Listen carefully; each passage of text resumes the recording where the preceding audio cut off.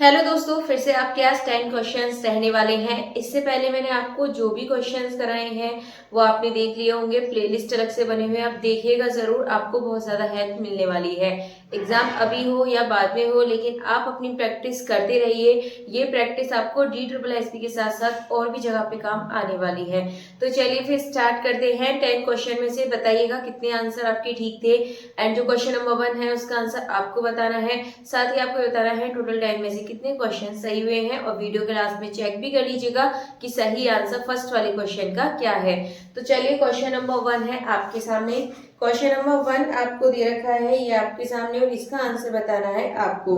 तो क्वेश्चन है, del operator is also known as. आसान क्वेश्चन है, लेकिन आपको अगर नॉलेज है तभी आप इसको कर पाएंगे। तो क्वेश्चन है, del operator is known as divergence operator, gradient operator, curl operator या फिर लाप्लासियन ऑपरेटर। तो 4 ऑप्शन आपके सामने है। इसका जो भी सही आंसर है आप लोग कमेंट बॉक्स में बता दीजिएगा, एंड वीडियो के लास्ट में देख भी लीजिएगा कि इसका सही आंसर क्या है। तो चलिए बढ़ते हैं क्वेश्चन नंबर 2 की तरफ।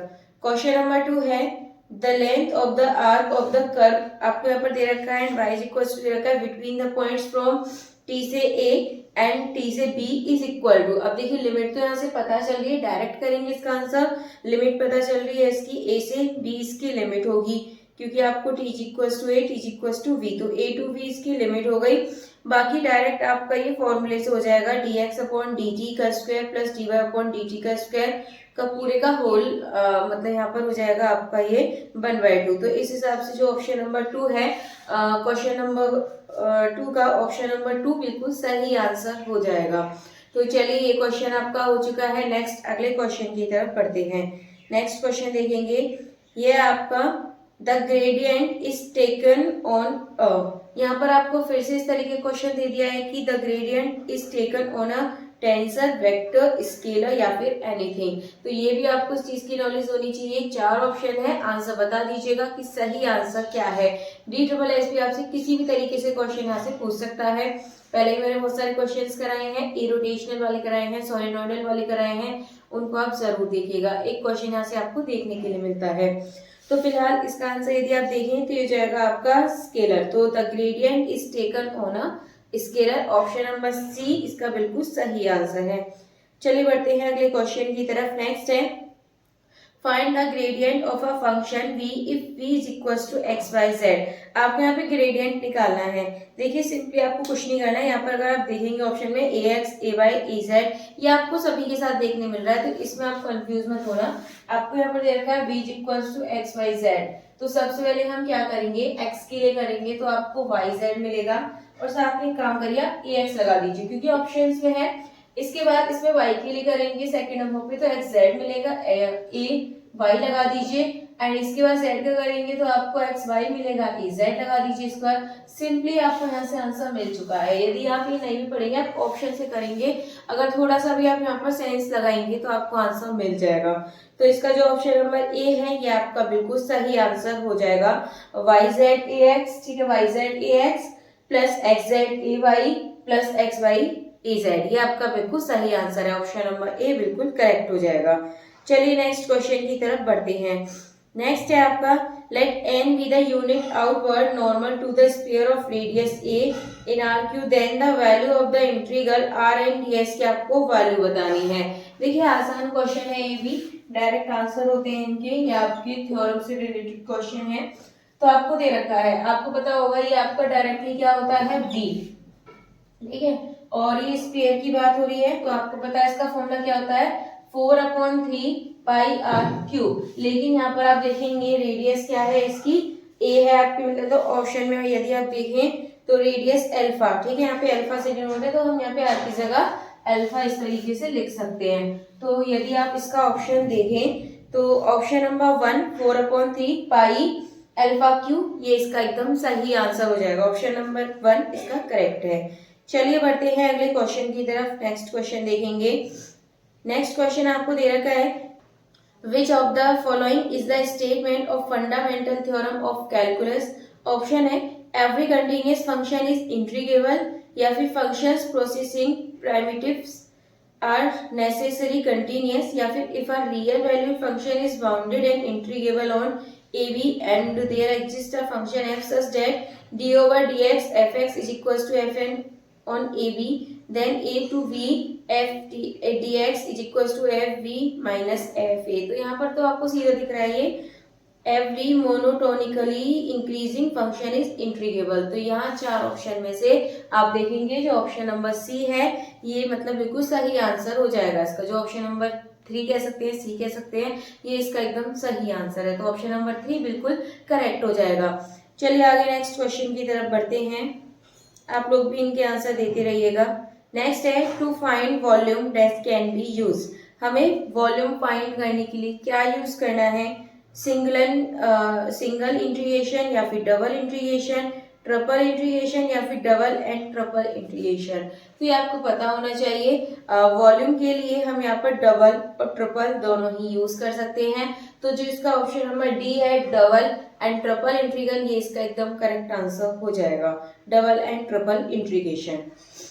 चलिए ये क्वेश्चन भी हो चुका है। नेक्स्ट क्वेश्चन की तरफ बढ़ते हैं। अगला क्वेश्चन आपको दे रखा है इधर the value of the surface. यहाँ पर आपको वैल्यू दे रखी है किसकी? सरफेस की। सरफेस इंटीग्रल यहाँ पर आपको दे रखा है। तो देखिए क्या है ये आपके सामने। इतने आप लोग भी इसका आंसर दीजिएगा कि इसका सही आंसर क्या है। तो ये है आपके सामने 9xi minus 2yj minus zk और ये आपको दे रखा है इधर nds, ये आपको यहाँ पर दे रखा है। अब इसके बाद आपको एक चीज और दे रखी है over the surface of the sphere. आपको एक इक्वेशन दे रखी है। अब एक चीज देखिए यहाँ से, अब आपको पता है ये रेडियस का होता है फॉर्मूला। यहाँ पर ये रेडियस आर स्क्वायर होता है, आर स्क्वायर होता है फॉर्मूले में। यहाँ पर आपको क्या दे रखा है 9, तो हम 9 को 3 का स्क्वायर लिख सकते हैं, यानी कि आर आपको यहाँ से पता चल गया कितना है, ये 3 है आपका आर। ठीक है, अब की बार आप इसका डॉट कर दीजिए। यहाँ पे डॉट निकालते ही डबल में होता है तो ठीक है। तो 9x का 9 हो जाएगा, x के रेस्पेक्ट में करेंगे, y का मिलेगा आपको 2 एंड माइनस z है ये आपका यहाँ पर, ये 2 की तरह लग रहा है, -1। तो जाएगा 9 में से 2 गया 7, 7 माइनस 1 हो जाएगा 6। साथ में लगा दीजिए v, आपको पता है ये v के इक्वल होता है। तो 6 v का मतलब हो जाएगा आपका स्फीयर का आप वॉल्यूम लगाएंगे 4/3 पाई आर क्यूब एंड ये हो जाएगा 6 मल्टीप्लाई 4/3 पाई, मतलब पाई रहने देंगे क्योंकि ऑप्शन में पाई मेंशन है। आर क्यू का मतलब यहाँ पर 3 की पावर 3 लगाएंगे हम इधर, तो यहाँ पर एक पावर आपकी कट जाएगी इधर 3 से एंड ये मिलेगा आपको यहाँ पर 6 मल्टीप्लाई 4 मल्टीप्लाई पाई मल्टीप्लाई 3 3 जा 9। तो ये जाएगा आपके पास 9 4 जा 36, 6 जा 216 और पाई। तो आंसर आपको मिल गया 216 पाई। तो ऑप्शन देख लेंगे। ऑप्शन नंबर 1 है 24/3 पाई और ऑप्शन नंबर 2 है 216/3 पाई, ऑप्शन नंबर 3 है 216 पाई, ऑप्शन नंबर 4 है 24 पाई। तो इसका जो आपका करेक्ट आंसर है ये हो जाएगा आपका ऑप्शन नंबर 3 216 पाई, ये इसका एकदम करेक्ट आंसर है। चलिए आगे बढ़ते हैं नेक्स्ट क्वेश्चन की तरफ। नेक्स्ट क्वेश्चन देखेंगे तो ये आपको दे रखा है let B be the volume enclosed by the surface S and let, आपको यहाँ पर 1 दे रखा है इक्वल में देन द वॉल्यूम, वी की आपको वॉल्यूम बतानी है। अब देखिए इसी तरीके से फिर से आपको क्वेश्चन दे रखा है, आर दे रखा है। आर की वैल्यू आपको पता होनी चाहिए, आर आपका इधर क्या होता है। तो आर को हम इस तरीके से लिख सकते हैं यहाँ पर xi plus yj plus zk, ठीक है, ये होता है। अगर यहाँ पर आप देखेंगे आपको दे रखा है s आर और एन की ये दे रखा है यहाँ पर आपको ds इज इक्वल टू 1, तो आप यहाँ से इसका डॉट निकाल दीजिए। x के रेस्पेक्ट में करेंगे 1, y के रेस्पेक्ट में करेंगे 1, z के रेस्पेक्ट में 1, ये आपको मिल गया। साथ में v इज इक्वल टू 1, तो ये हो जाएगा आपका 3v इज इक्वल टू 1। आपको क्या बताना था, वॉल्यूम बतानी है। देखिए बहुत आसान क्वेश्चन है, v इज इक्वल टू 1/3 आपको यहाँ से मिल जाएगा। यानी कि अगर आप ऑप्शन देखें तो ऑप्शन नंबर 1 है 1, ऑप्शन नंबर 2 है 1/3, ऑप्शन नंबर 3 है 2/3, ऑप्शन नंबर 4 है 4/3। तो जो करेक्ट आंसर है ये हो जाएगा आपका ऑप्शन नंबर 2 1/3, इसका बिल्कुल सही आंसर है। चलिए आगे नेक्स्ट क्वेश्चन की तरफ बढ़ते हैं। नेक्स्ट भी कह सकते हैं, लास्ट भी कह सकते हैं। तो क्वेश्चन नंबर 10 है what is the volume of a cube with the side A. देखिए ज्यादा दिमाग लगाने की जरूरत नहीं है इसमें। क्यूब की वॉल्यूम बोलिए आपको एक तरीके से साइड ए दे रखी है, तो आपको ही पता है क्या होती है वॉल्यूम, क्या होती है इसकी, क्यूब की जो वॉल्यूम होती है वो क्या होती है। तो वॉल्यूम ऑफ क्यूब अगर आप देखें तो ये होता है आपका साइड का क्यूब, ठीक है ये होता है। आप देखेंगे साइड आपको ए दे रखी है, e⁻3a। बहुत ही आसान क्वेश्चन है, कंफ्यूज बिल्कुल नहीं होना है। तो इसका जो आंसर है ये हो जाएगा आपका जो ऑप्शन नंबर सी में देखेंगे आप a⁻3 आपको यहाँ से आंसर मिल रहा है। अगर आप करना चाहें तो दूसरे तरीका भी है, वो थ्योरम से रिलेटेड दिया है, बट आपको कुछ भी करने की जरूरत नहीं है, आप डायरेक्टली इसका आंसर इस तरीके से लिख सकते हैं। तो इसका ऑप्शन नंबर सी AQ इसका बिल्कुल सही आंसर हो जाएगा। चलिए 10 क्वेश्चन हो चुके हैं। क्वेश्चन नंबर 1 का आंसर देख लेते हैं एक बार। तो क्वेश्चन नंबर 1 तो आपका डायरेक्ट वाला था, del operator is also known as. तो जो आपका डेल ऑपरेटर होता है वो हमेशा ग्रेडियंट के लिए जाना जाता है। जैसे अभी यहाँ पे हम डॉट यूज कर रहे थे, मतलब ग्रेडियंट निकाल रहे थे, डेल होता है साथ में। तो जो ऑप्शन नंबर बी है ग्रेडियंट ऑपरेटर, ये इसका सही आंसर हो जाएगा। चलिए टोटल 10 क्वेश्चन हो चुके हैं, हमने इसके आंसर भी देख लिए हैं। तो आप लोग बताइएगा जरूर कि आपके कितने क्वेश्चन सही हुए थे। साथ में ये भी बताइएगा कि जो आपको क्वेश्चन है वो कैसे लगे हैं, एंड प्लेलिस्ट भी जरूर देखिएगा, बहुत ज्यादा हेल्प आपको वहां से मिलने वाली है। चलिए आज के क्वेश्चन को यहीं पर फिनिश करते हैं, मिलते हैं हमारी नेक्स्ट वीडियो में आगे के न्यू क्वेश्चन के साथ। तब तक के लिए आप ज्यादा से ज्यादा वीडियो को लाइक कमेंट शेयर कर दीजिएगा।